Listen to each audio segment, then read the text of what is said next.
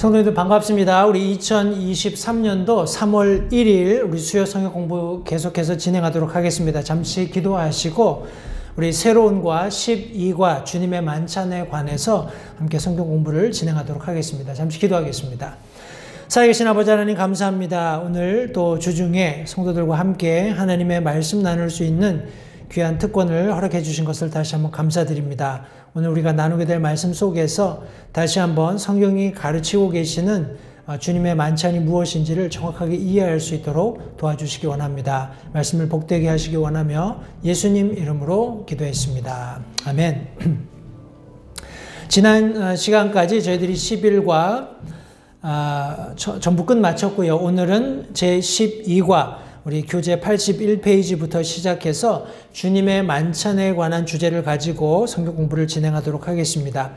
여기 교재에 보시면 이 과는 하나님의 말씀에 대한 세심한 주의가 필요한 과입니다. 침례와 마찬가지로 주님의 만찬이라는 규례 역시 전반적으로 잘못 이해되고 있습니다. 종교계는 그 실질적인 규례를 많은 다른 규례들로 대체시키고 있습니다. 기록하고 있습니다. 저희가 피 흘린 발자취에서 본 것처럼 이 주님의 만찬도 여러 가지 다양한 형태로 우리 침례가 마치 유아 세례로 이렇게 변질되어 갔던 것처럼 주님의 만찬도 이렇게 다양한 다른 형태로 변질되어 가는 것을 우리 교회 역사를 통해서 확인해 볼 수 있었습니다. 그러나 성경이 말씀하고 있는 주의 만찬이 무엇인지가 중요한데 오늘 거기에 대해서 조금 더 깊이 살펴보도록 하겠습니다. 우리 전반부 중간에 보시면 주님의 만찬에 대한 언급들은 신약의 마태복음 26장 17절로 30절, 마가복음 14장 12절로 26절, 그리고 누가복음 22장 7절로 20절에 있는 복음서의 기록들과 고린도 교회에 보내는 사도 바울의 첫 번째 서신, 곧 고린도전서 10장 14절로 22절과 11장 17절로 34절에서 볼 수 있습니다. 이 구절에서 사도 바울은 주의 만찬을 할 때 고린도 교회가 행한 심각한 무질서에 대해서 실제적으로 꾸짖고 있습니다. 이렇게 교재에 설명하고 있습니다. 이 과를 공부하기에 앞서 위에 있는 구절들을 주의 깊게 읽어보도록 합시다. 사도행전에서 종종 인용되는 구절들, 예를 들면 2장 46절, 20장 7절 혹은 11절에 있는 내용들은 주님의 만찬을 언급하는 것이 아닙니다.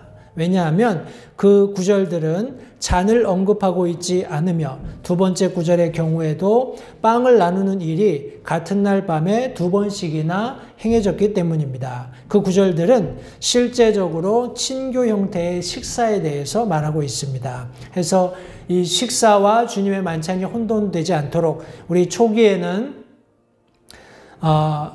교회들이 모일 때마다 같이 자기들이 취하게 될 주님의 만찬 그런 재료들, 포도즙과 그 누룩이 들어있지 않는 빵을 가지고 와서 이렇게 주님의 만찬을 했던 것으로 우리가 미루어 짐작할 수 있는데 고린도 교회 성도들은 다른 사람들이 도착하는 것을 기다리지 못했던 것 같아요. 그래서 자기가 가져온 것을 먼저 먹고 배부르거나 취하는 이런 장면들을 우리 사도 바울이 고린도 전서 말씀을 통해서 꾸짖는 내용들이 있는데 성도님들 찬찬히 앞에서 언급된 마태복음, 마가복음, 누가복음 그리고 고린도 전서에 있는 각각의 주님의 만찬에 관련된 이 말씀들을 찬찬히 한번 읽어보시고 이 각각의 복음서들과 고린도 전서에서 가르치고 있는 주님의 만찬이 어떻게 행해졌는지 또 어떤 차이가 있는지 살펴보시면 아마 주님의 만찬을 이해하시는데 크게 도움이 되시라고 믿습니다.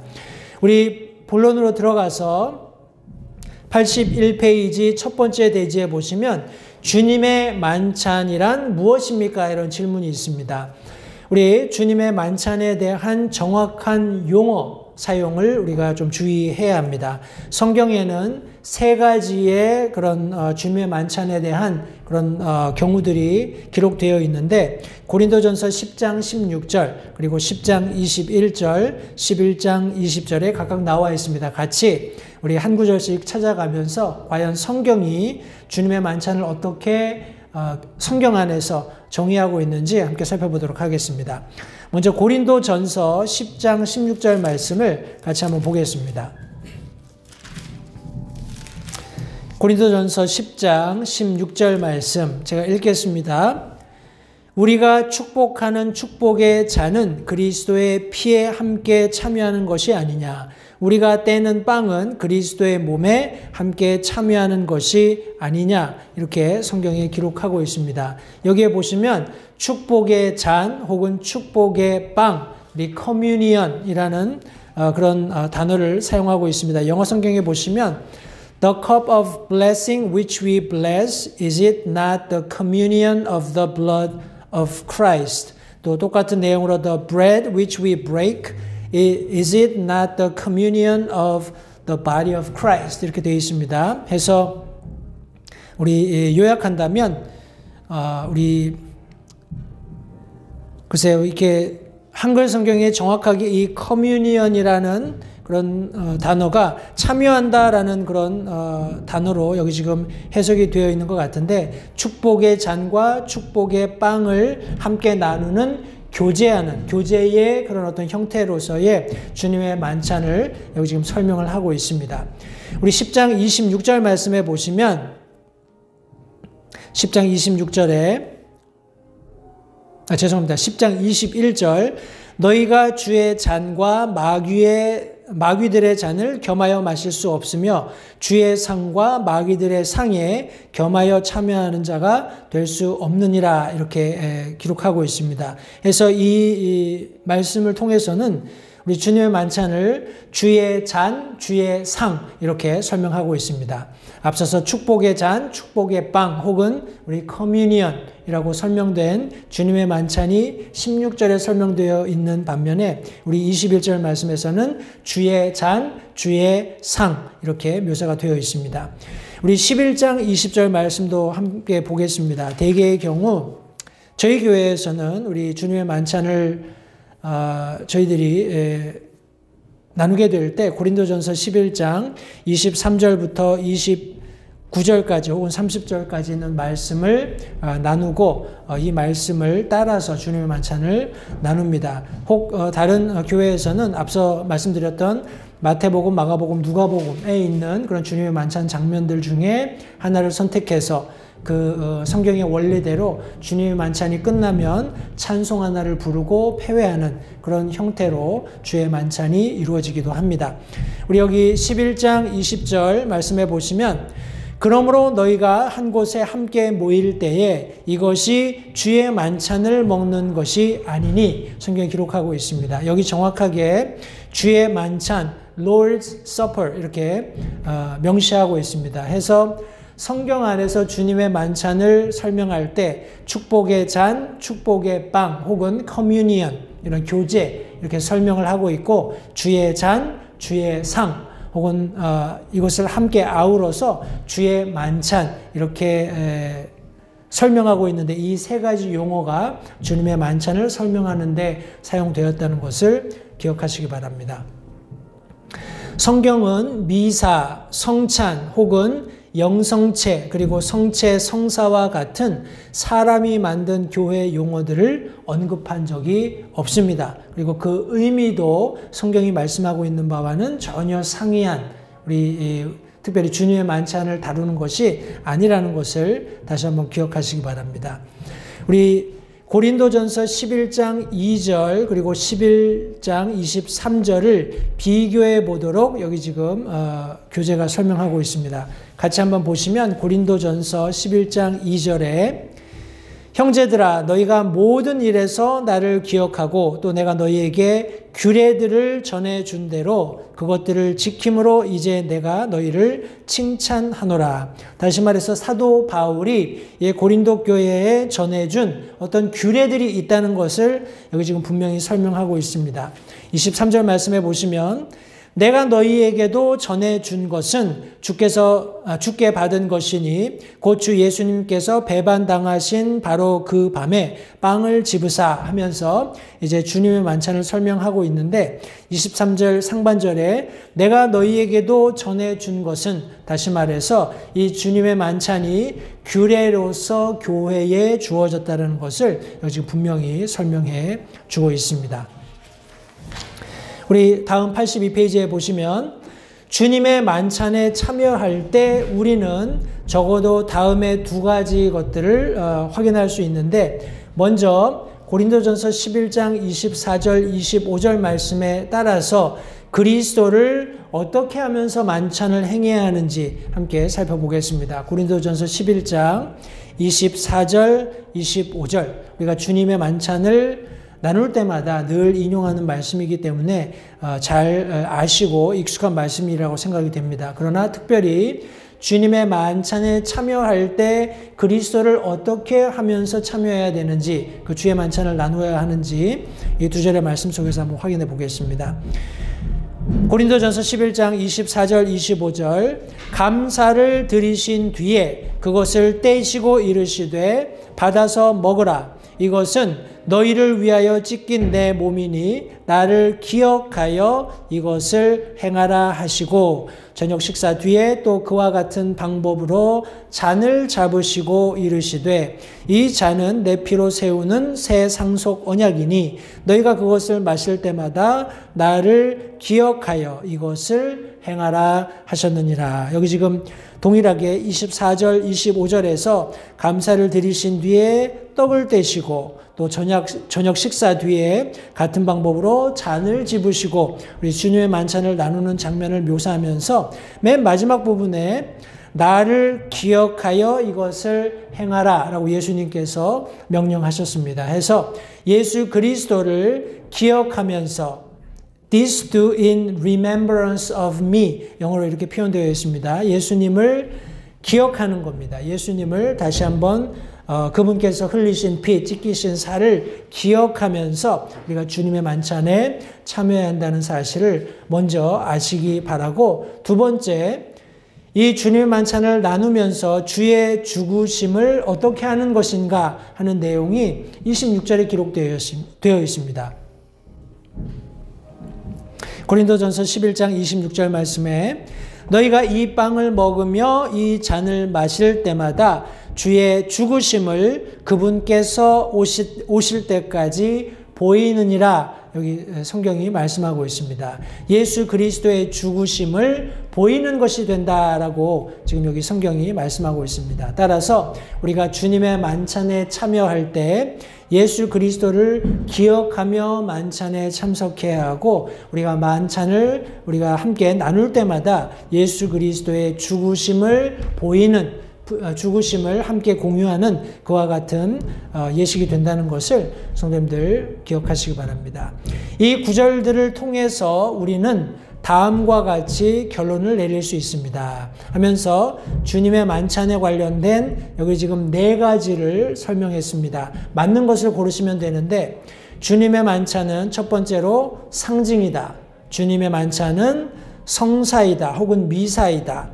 주님의 만찬은 기념하는 것이다. 주님의 만찬은 은혜의 수단이다. 여기 지금 틀림없이 우리가 앞서 읽었던 말씀에 의하면 주님의 만찬이 기념하는 것이다 라고 성경이 말씀하고 있는데, 또 한편으로는 상징이기도 합니다. 예수 그리스도의 흘리신 피와 살을 상징하는, 마치 침례가 예수 그리스도의 죽으심과 장사 지내심과 부활을 상징하는 것처럼 우리 주님의 만찬도 예수 그리스도의 찢기신 살, 흘리신 피를 상징하는 것이고 또 그분의 죽으심을 기념하는 것이다 하는 것을 성도님들 기억하시면 되겠습니다. 우리 같은 대지 맨 마지막 D번에 보시면 주님의 만찬을 준수하는 일은 명령입니까? 아니면 선택입니까? 이렇게 질문했습니다. 고린도전서 11장 24절, 25절 우리 앞서서 읽었던 예수 그리스도를 기억하며 만찬을 우리가 행해야 하는데, 그 말씀들에 보시면 이것들을 나를 기념하면서 행하라 라고 명령하고 계시죠. 예수님께서 교회에 명령으로 주신 것입니다. 이것은 선택의 문제가 아니라 명령을 우리 준수하는 것이기 때문에 주님의 만찬의 준수는 명령이라는 것을 다시 한번 기억하시면 좋겠습니다. 우리 두 번째 대지로 넘어가겠습니다. 두 번째 대지는 주님의 만찬의 상징이 과연 무엇인가 하는 질문입니다. 이 질문에 대해서도 한 4가지 정도 함께 살펴보게 될 텐데, 첫 번째로 만찬의 요소들이 무엇인지를 함께 살펴보겠습니다.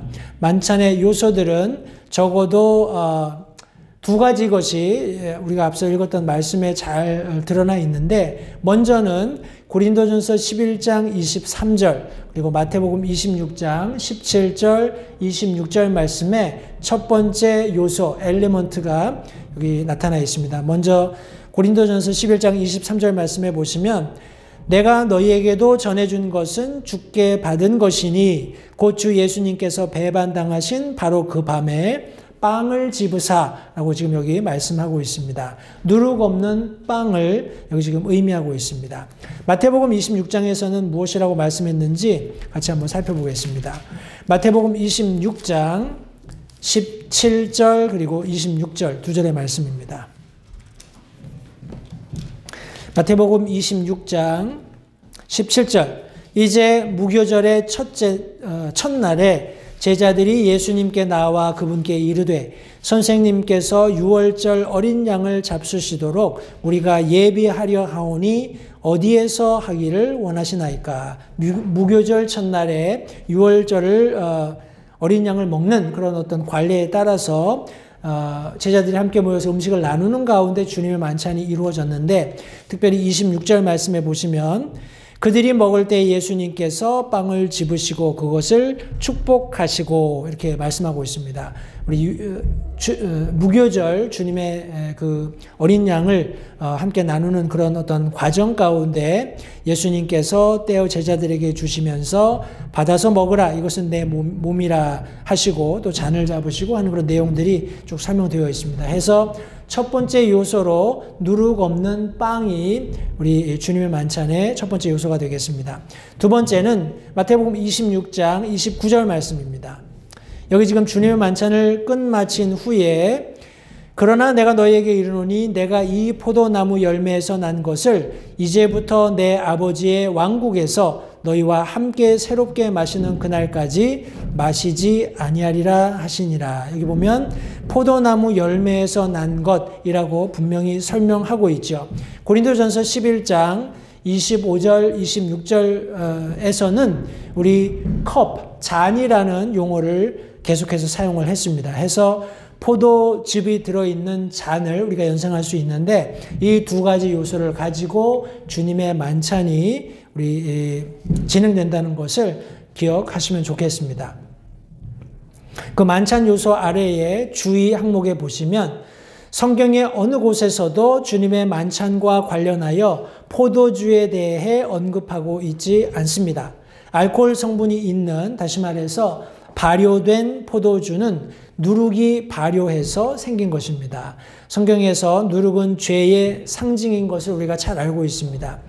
따라서 고린도전서 5장 7절 말씀에 이제 그런 내용들이 있는데 같이 한번 살펴보고 제가 다음 내용들을 읽겠습니다. 고린도전서 5장 6절 7절입니다.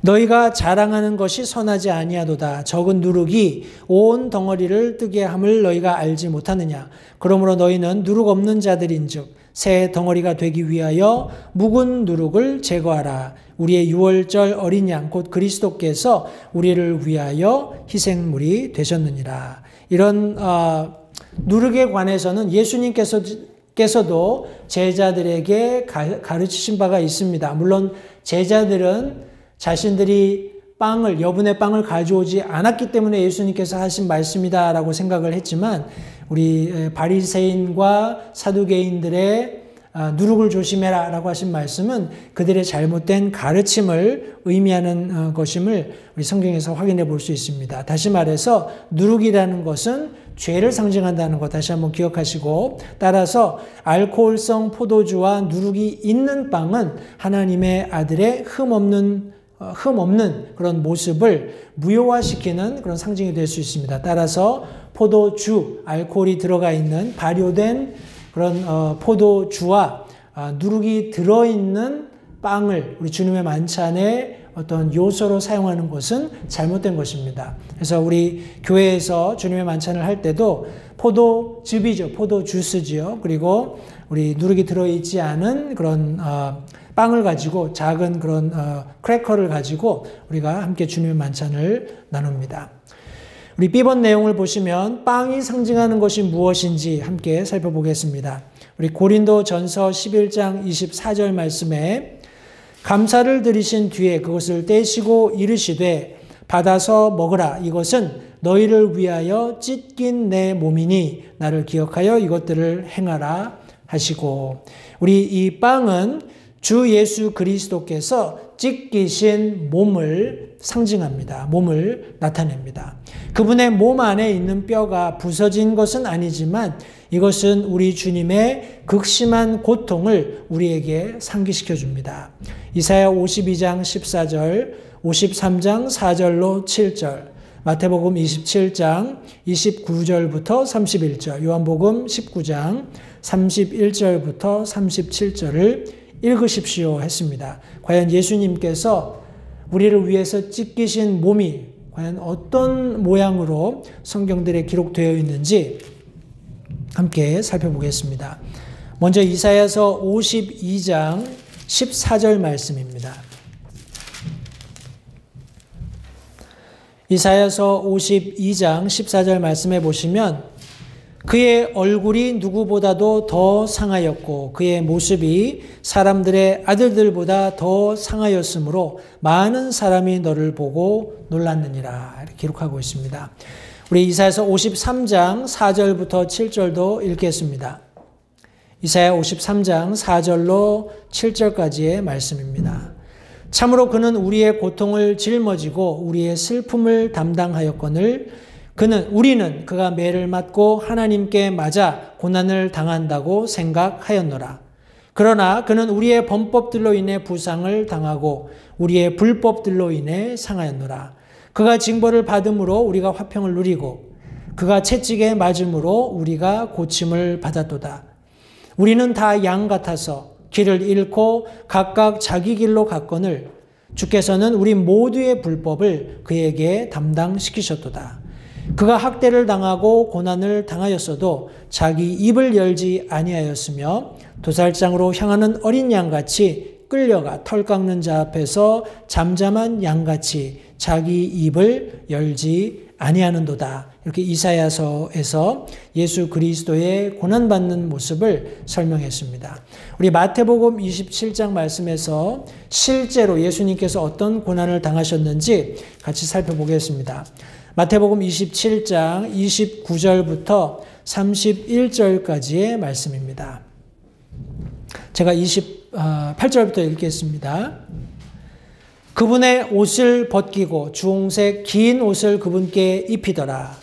그들이 가시나무로 관을 엮어 그분의 머리에 씌우고 갈대를 그분의 오른손에 쥐어주며 그분 앞에서 무릎을 꿇고 그분을 조롱하며 이르되 만세 유대인들의 왕이여 하고 그분께 침을 뱉으며 갈대를 빼앗아 그분의 머리를 치더라. 그들이 그분을 조롱한 뒤에 그분에게서 그 긴 옷을 벗기고 그분에게 도로 그분의 옷을 입혀 십자가에 못 박으려고 그분을 끌고 나가니라. 이렇게 마태가 기록했습니다. 우리 요한복음 19장 말씀 우리 마지막으로 함께 살펴볼 텐데요. 요한복음 19장 31절로 37절까지의 말씀입니다. 요한복음 19장 31절부터 37절까지 있는 말씀을 제가 읽겠습니다. 그런즉 그날은 예비 이름으로 유대인들이 안식일에 그 몸들을 십자가에 남겨두려 하지 아니하여 빌라도에게 그들의 다리를 꺾어 치워달라고 간청하니 이는 그 안식일이 큰 날이기 때문이더라.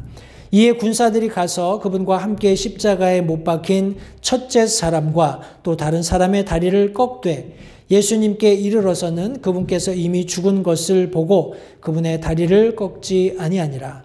그러나 군사들 가운데 하나가 창으로 그분의 옆구리를 찌르니 즉시로 거기서 피와 물이 나오더라. 그것을 본 자가 증언하였으니 그의 증언은 참되니라. 그는 자기가 말하는 것이 참된 줄 아나니 이것은 너희가 믿게 하려 함이니라. 이 일들이 이루어진 것은 그의 뼈가 하나도 꺾이지 아니하리라 한 성경 기록을 성취하려 함이더라.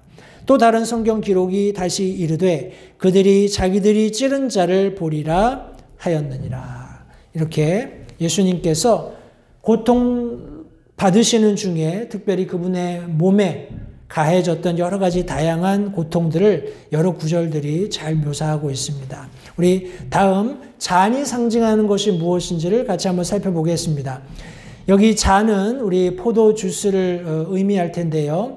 예수 그리스도께서 흘리신 피를 그려줍니다. 고린도전서 11장 25절에 잘 설명이 되어 있는데 다시 한번 고린도전서 11장 말씀으로 가서 25절 말씀을 제가 읽도록 하겠습니다.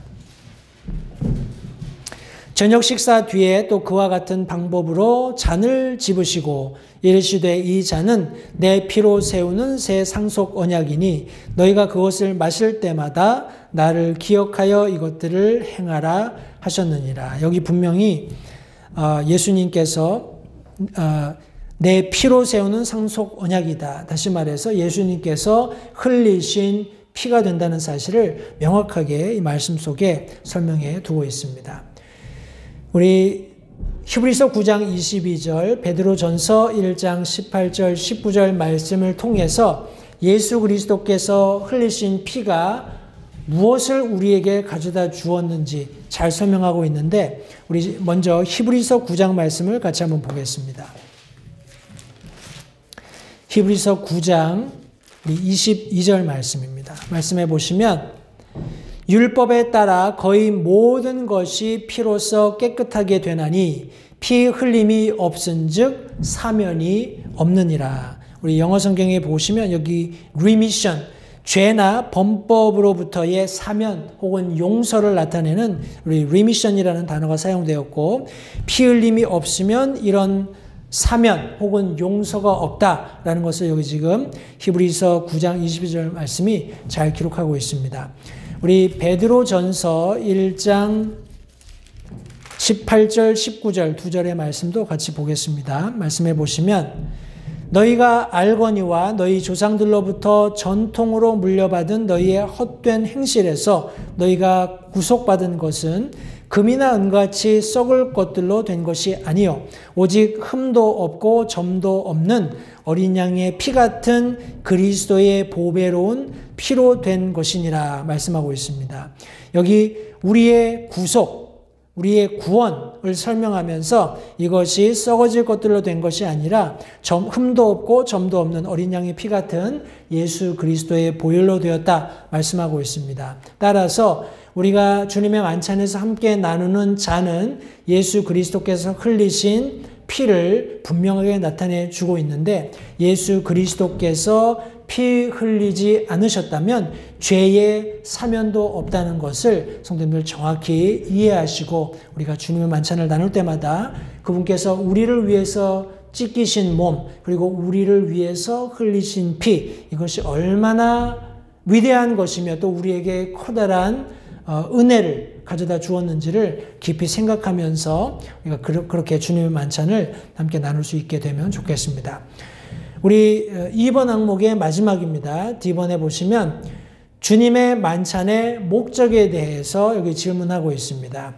침례와 마찬가지로 주님의 만찬은 예수 그리스도의 그림입니다. 그분을 나타내주고 설명해주고 있는데 침례는 우리 주님의 죽으심, 장사 지내심 그리고 부활을 상징하는 그림입니다. 이것을 우리가 앞서 국어에서 모두 함께 살펴보았습니다.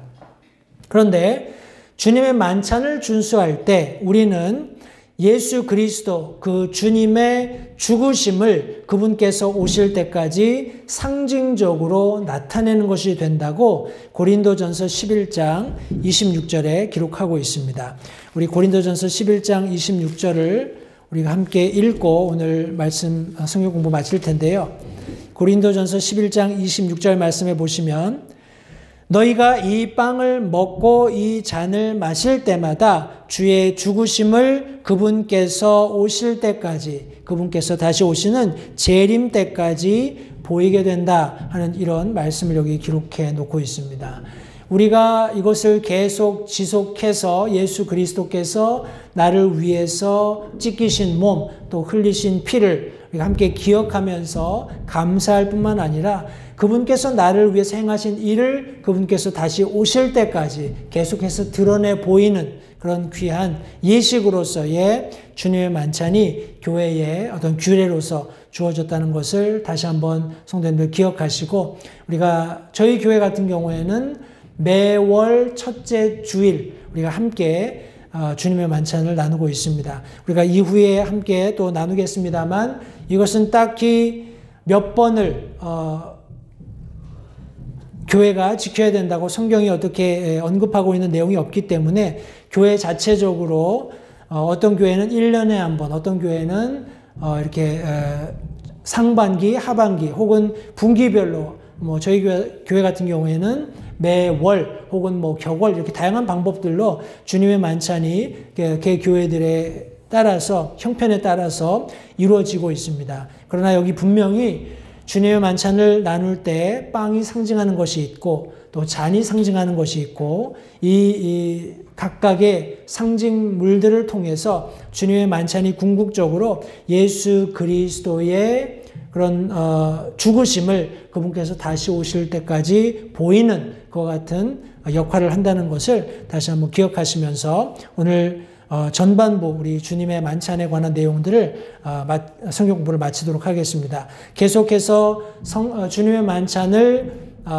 나눌 수 있는 그런 자격 조건이라든지 이런 다양한 내용들을 가지고 우리가 한 시간 더 주님의 만찬에 관해서 성경 공부하게 될 텐데, 제가 앞서 보내드린 성경 공부 교재를 성도님들 천천히 한번 읽어보시고 말씀들을 찾아서 답들을 빈칸에 채우셔서 이렇게 성경 공부를 참석하시면 훨씬 더 이렇게 두 번 여러분들이 이렇게 찾으셨던 답과 제가 드리는 답이 맞는지 확인하는 과정을 통해서 좀 더 깊이 있고 정확한 성경 공부를 하실 수 있으리라고 믿습니다.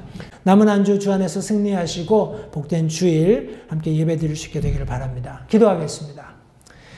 살아계신 아버지 하나님 감사합니다. 오늘 또 주중에 사랑하는 성도들과 함께 하나님의 말씀 나눌 수 있는 귀한 시간 허락해 주신 것을 다시 한번 감사드립니다. 오늘 우리가 함께 나눈 이 주제와 같이 주님의 만찬이 참 어떤 의미가 우리에게 있는지 다시 한번 정확히 하나님의 말씀을 통해서 깨달을 수 있도록 지혜를 더해 주시기 원합니다. 들은 말씀을 잘 기억하고 우리가 믿고 있는 것이 무엇인지 그 말씀을 확신할 수 있도록 도와주시고, 하나님의 말씀을 근거로 우리가 매일매일 삶 속에서 우리의 삶도 지혜롭게 살아서 하나님 앞에 영광 돌릴 수 있도록 도와주시기 원합니다. 복된 한 주를 주님께서 참 우리에게 주셨고 우리와 동행하시면서 우리를 인도해 주시는 것 다시 한번 감사드립니다. 남은 사흘간도 하나님께서 사랑하는 성도들 눈동자처럼 지켜 보호해 주시고 또 정한 시간이 되어서 우리가 함께 모일 때 좀 하나님의 영광을 위해서 우리가 기꺼이 함께 모여 살아계신 하나님 앞에 참 찬양받기 합당하신 우리 구원자 예수 그리스도께 참 찬양과 영광을 돌려드리는 복된 예배 드릴 수 있도록 도우시기 원합니다. 다시 한번 우리에게 주신 귀한 말씀 시간, 이 귀한 특권을 감사드리며 예수님의 귀하신 이름으로 기도했습니다. 아멘. 이상으로 성경 공부를 마치겠습니다. 감사합니다.